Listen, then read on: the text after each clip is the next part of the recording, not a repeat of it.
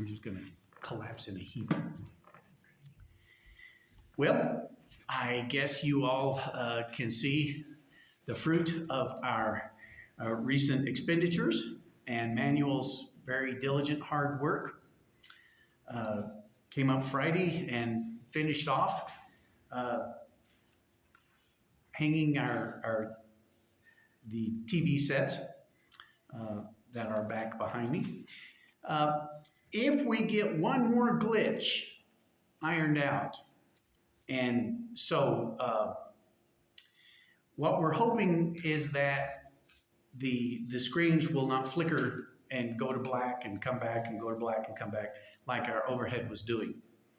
And if that works, Lord willing, I will begin to use the overheads a little bit more frequently, especially with Bible class. If I have any kind of specific detail or something that needs a little bit more explanation or something like that, I like using the overheads because they're a wonderful advantage. Some usefulness in sermons. I have been using in the center column of our bulletin the poor man's overhead, poor man's PowerPoint. But there are some advantages to using the overheads, and hopefully we'll be able to incorporate those a little bit more frequently. Maybe not every Sunday, but a little bit more frequently.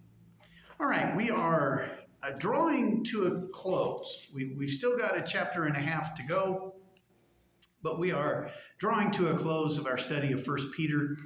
I know I'm beating a drum every Sunday, but I have enjoyed this study so much. It has it's been a blessing to me in a number of ways. It has lit a fire under me to once again get back into some of the study that at one time I did routinely. And for a number of reasons, I kind of fell off of that wagon. And this study has encouraged me to climb back and do a little bit different level of study than what I had fallen away from. Okay, so once again, we've got two paragraphs. As you read this,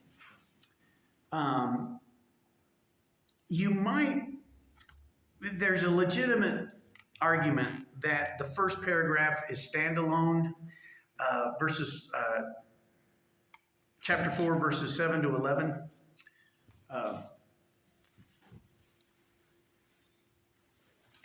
Okay.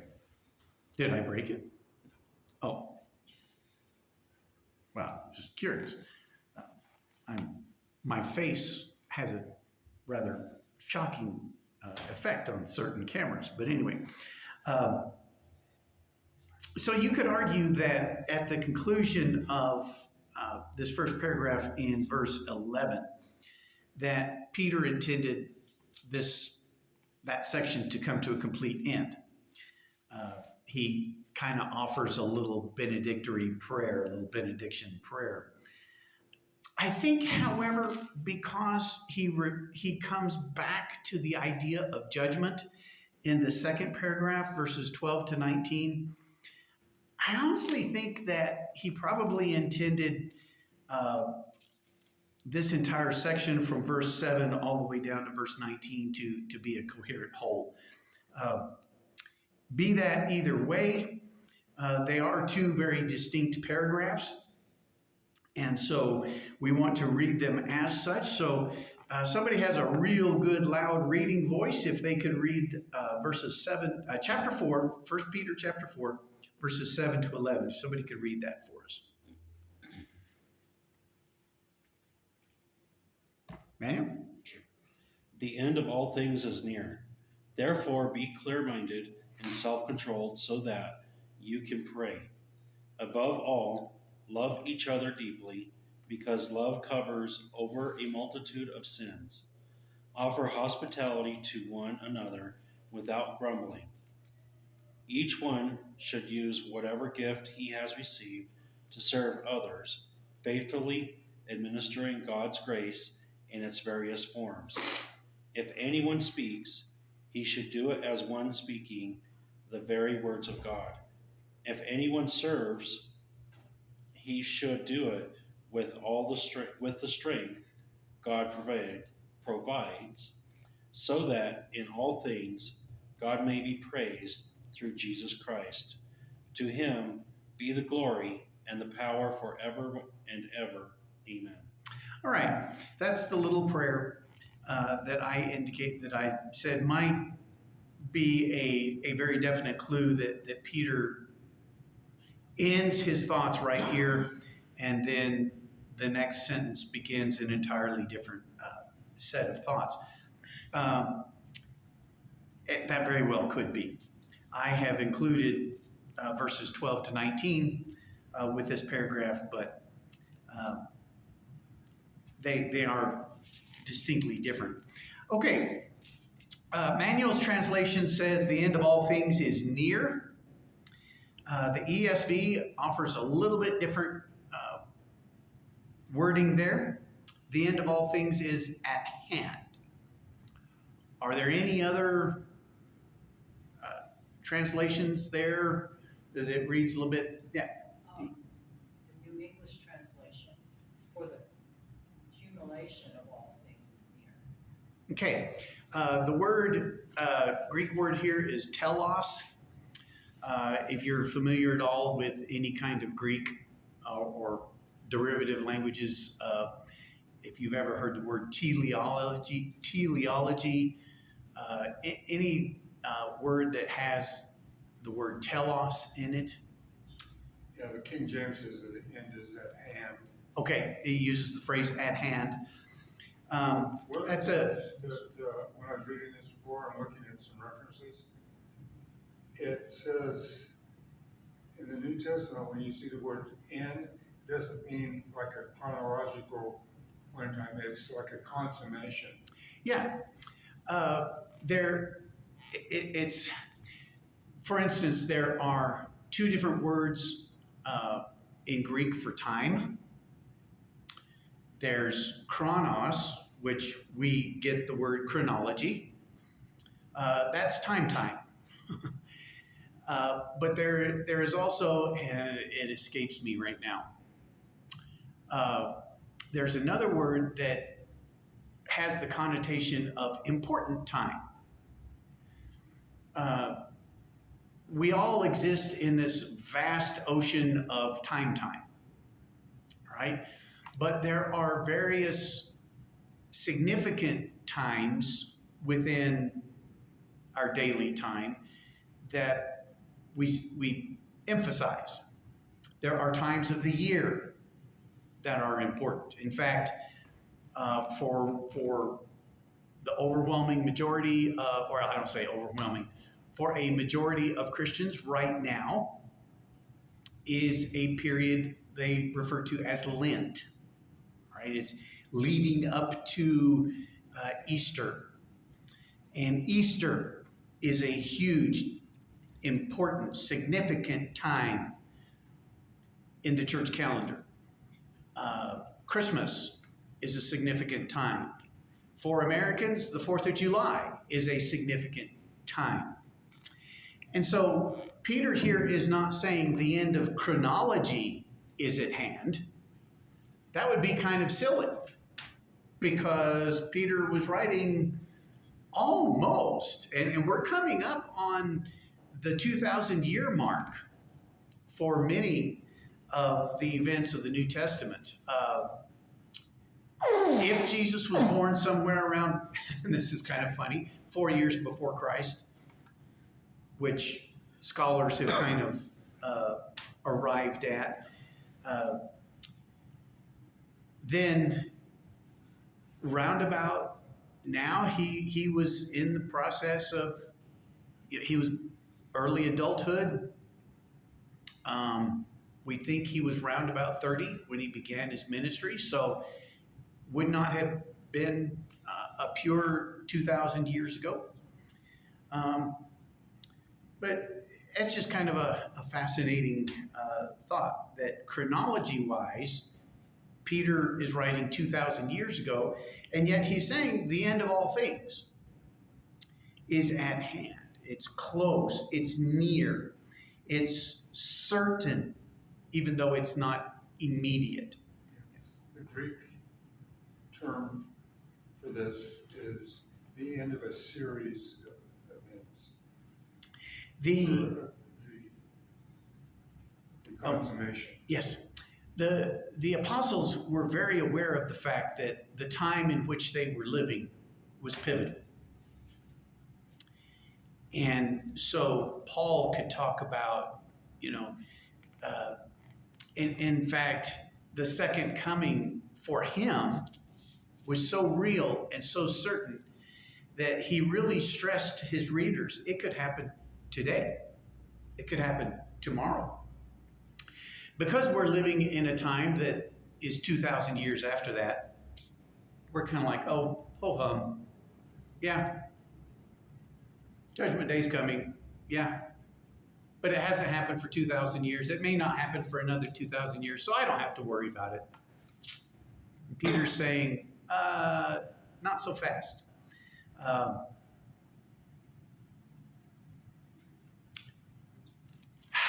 I always think of these passages of Scripture and they go floating through my mind.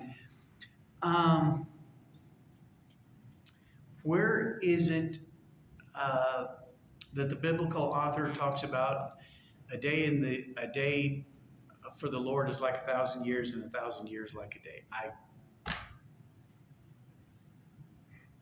Is that John? I can't, honestly, I apologize. Anyway, so the message that Peter is talking about here is the end of things is certain. It may not be immediate, but it is absolutely, completely certain. And so he encourages us, and he goes on this rapid fire, one after another. He doesn't explain what he has in mind. He just gives us the command. He gives us the encouragement. Be self-controlled and sober-minded. Manuel, your translation, be clear-headed. I like that. The NIV, you're reading from the NIV. Yeah, the NIV written for a lower grade level, an understanding for a lower grade level. I like that. Be clear-headed. Get the fog out of your head. Yes, Susan. 2 Peter 3:8. Yeah. Okay.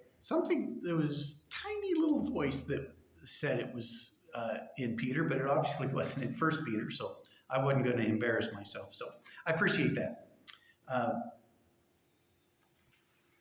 It just flickered.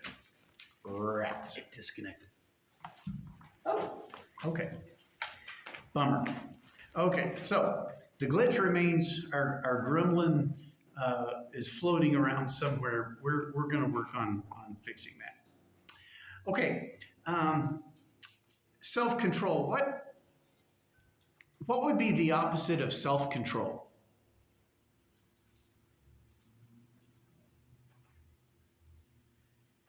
If you're not self-controlled, You don't have any control. not so much you don't have any control, although I think that is very likely. Something that Peter is pointing to. But if you're not controlling yourself, what does that kind of indicate? A possibility of. Possibility of it is that Missy is absolutely correct. You have no control whatsoever. You're just flying off the handle. Yeah. New American Standard uses sound judgment instead of self-control. Okay, sound judgment. Interesting. I like that. As I was thinking about this this week, the idea, the picture of our political parties, and to a large extent, our own behavior, um, it's frustrating to me how even the political party that I tend to associate with and believe in a little bit more, when the other party is in control, all they do is react. You know, Team A says, "Well, we're gonna do this," and instead of Team B saying, "You know, that's a pretty good idea. Now, I think I have a little bit better idea, and I can take part of your idea and use part of my idea and come up with a better idea." We say, "Oh, no, no, no, no, I can't do that. No, that's your idea, so I have to go 180 degrees opposite. I'm going to preach and teach something completely different." And the same thing happens on the other side. Team B comes up with an idea, and maybe Team B is in power, and they come up with an idea, "We're going to do this," and instead of Team A saying, "You know, not a bad idea. I don't agree with everything. Maybe we could tweak this. Maybe we could add this. Maybe we could take this away. But we could still come up with a much better idea if we put all of our heads together." They say, "No, no, no, no, no. Absolutely not. That's Team B. No, not going to in any way, shape, or form agree to that." And so they propose something 180 degrees different. If you're not self-controlled, this is my point. If you're not self-controlled, you're allowing other people to control you. The phrase has come up many, many times in the past. You're letting somebody else live in your head rent-free. At least we should have the self-thought to at least charge them rent, to at least make them pay. If they're going to live in our head, then at least they ought to give us something of value. Peter here is saying the sound judgment, think through, to be self-controlled, to have your own thoughts and behaviors and attitudes under control, so that other people and other issues, even events of the day, do not get on top of you. How many times in our day-to-day behavior do we say, "Well, you know, we do something and then immediately we excuse it that, well, it's windy." No, that happens a lot in Walsenburg. "Well, it was windy and I was frustrated and it was cold, and so, well, you just have to put up with my behavior." And Peter's saying, no. No, you can control yourself. Whether it's hot, windy, cold, dry, snowy, whether you're tired, whether you're hungry, whether you're frustrated, it doesn't matter. Control yourself. Be sober-minded. And I think that's the idea there of clear judgment, sober judgment. Do not let others control you. Love one another earnestly. Can we love falsely? What's the why the that's the word that the ESV uses here. Verse 8, keep on loving one another earnestly. Perhaps your translation has a little bit different reading there, but why add an adjective there?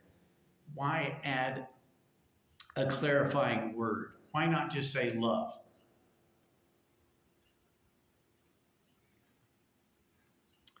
Have you ever underlined or somehow or another emphasized how many times the Apostle John talks about love? and how important love is, and what should identify us as disciples. What did Jesus say? How did Jesus say that the world was going to identify us as disciples?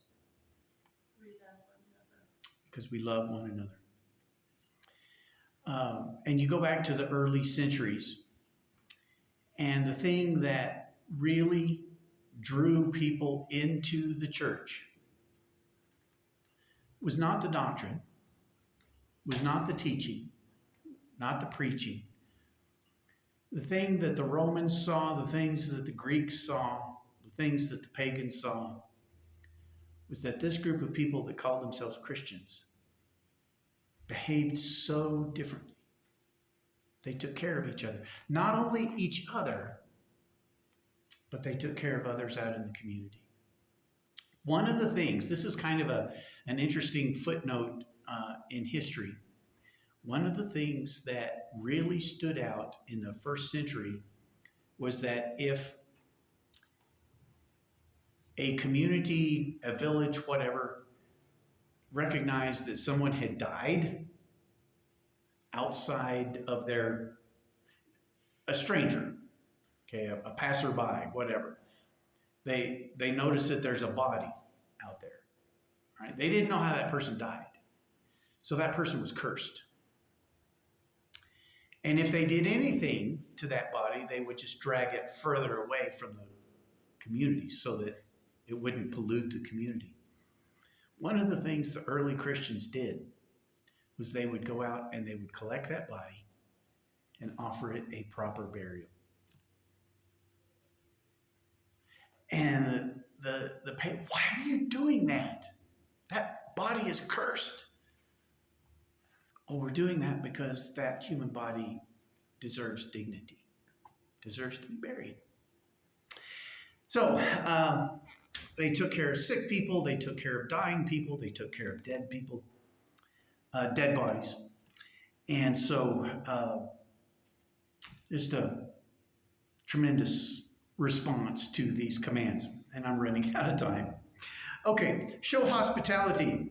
And the ESV, show hospitality without grumbling. What are any other translations have a different show hospitality? What is that, verse 9? Verse 9. Yeah.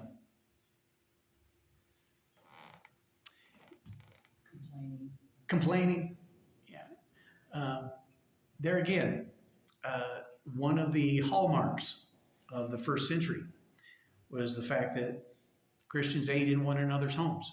They shared their food, particularly with the poor in the congregation. And I think Peter may be speaking to the gentlemen here. I think the ladies, if I can be so sexist here, I think the ladies are probably more given to hospitality than the gentlemen are. And so Peter says to everybody, show hospitality. Now, you guys quit grumbling, quit complaining. I don't know. That's just me. He goes on to say, use your gifts. Now, he only mentions two,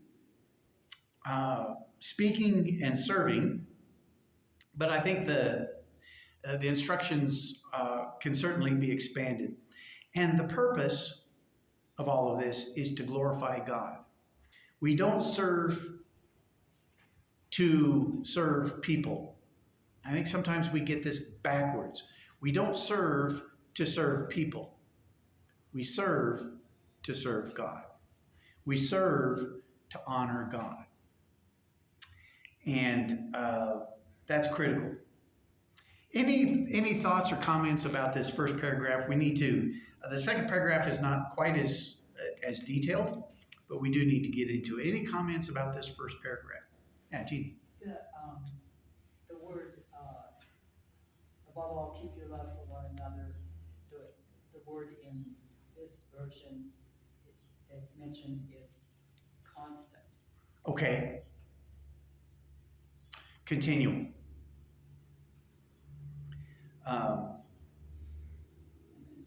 That's the way I think of,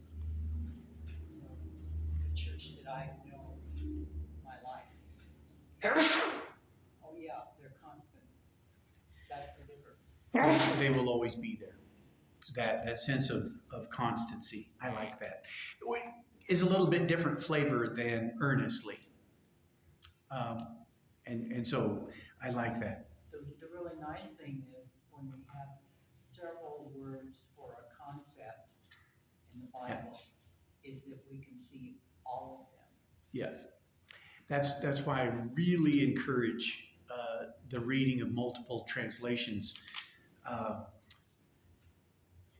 especially in the sense that we can read more of a formal, what we call literal translation, and more of a dynamic translation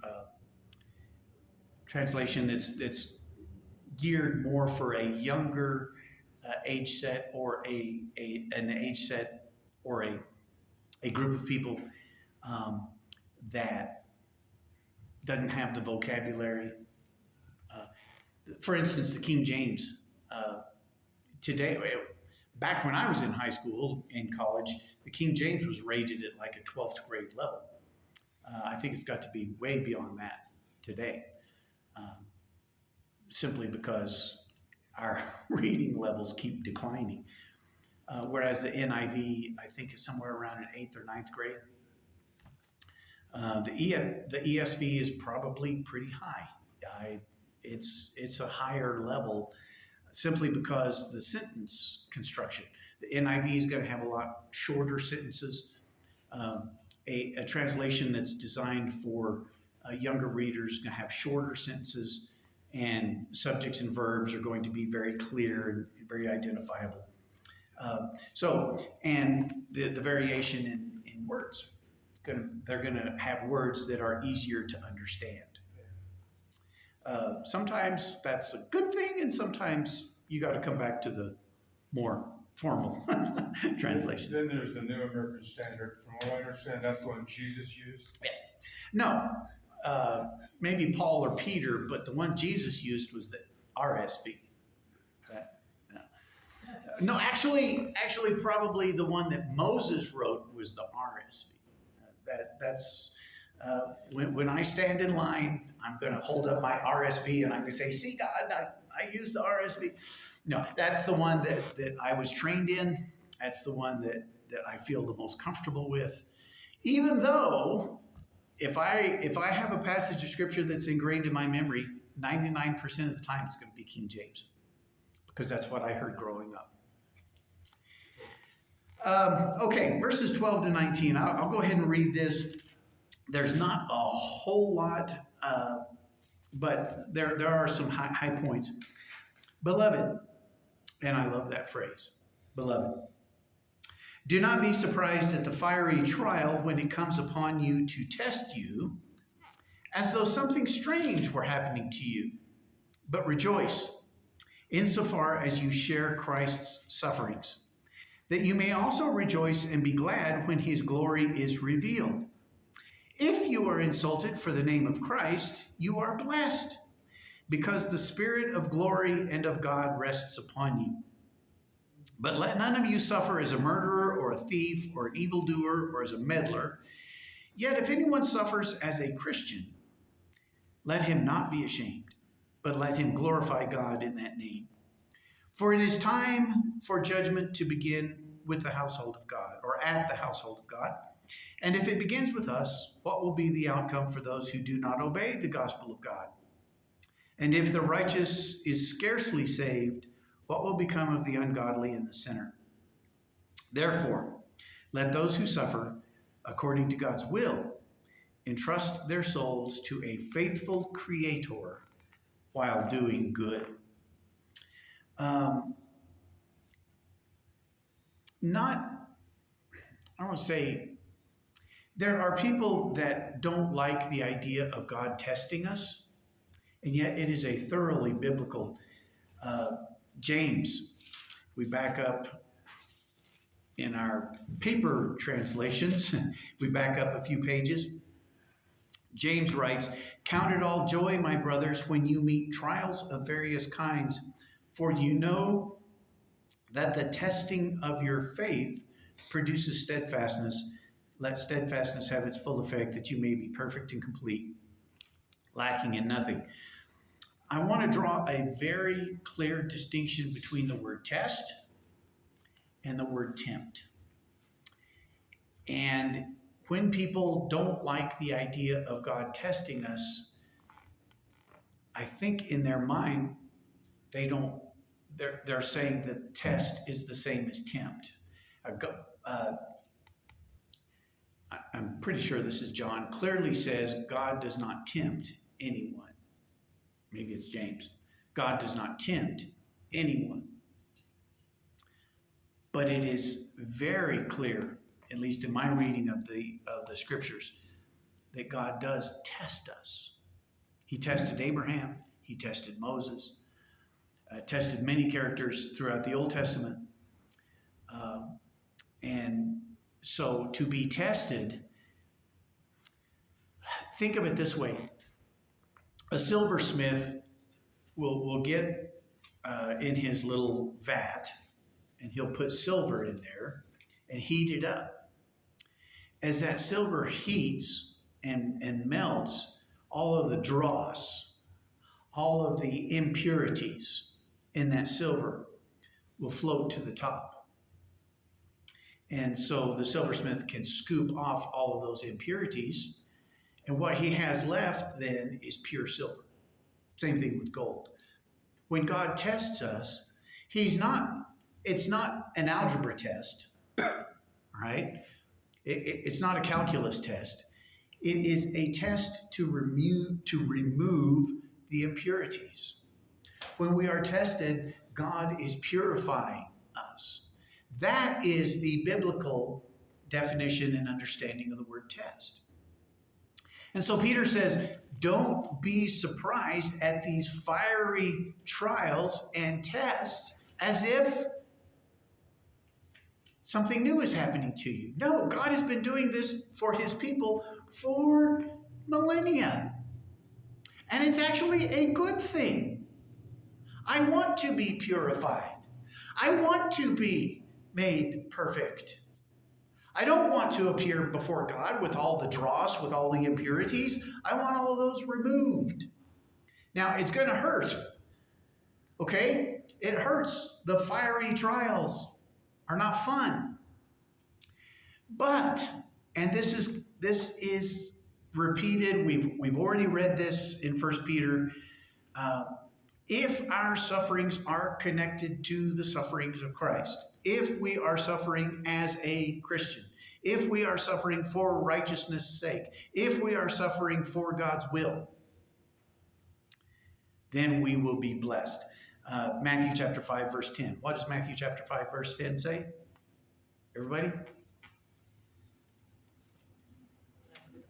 Blessed are those who are persecuted for my name's sake, for theirs is the kingdom of God. You reckon Peter remembered the Sermon on the Mount as he's writing this? I think so. I think so. Yeah. You will be blessed if you suffer for Christ's name as a Christian. In that suffering, remember to glorify God. It is time. And if it's time for judgment to begin at the household of God or with the household of God, what will be the outcome of those who do not obey the gospel of God? Okay, like I said, a lot shorter paragraph here, but just as important, just as valuable. Any comments about this second paragraph?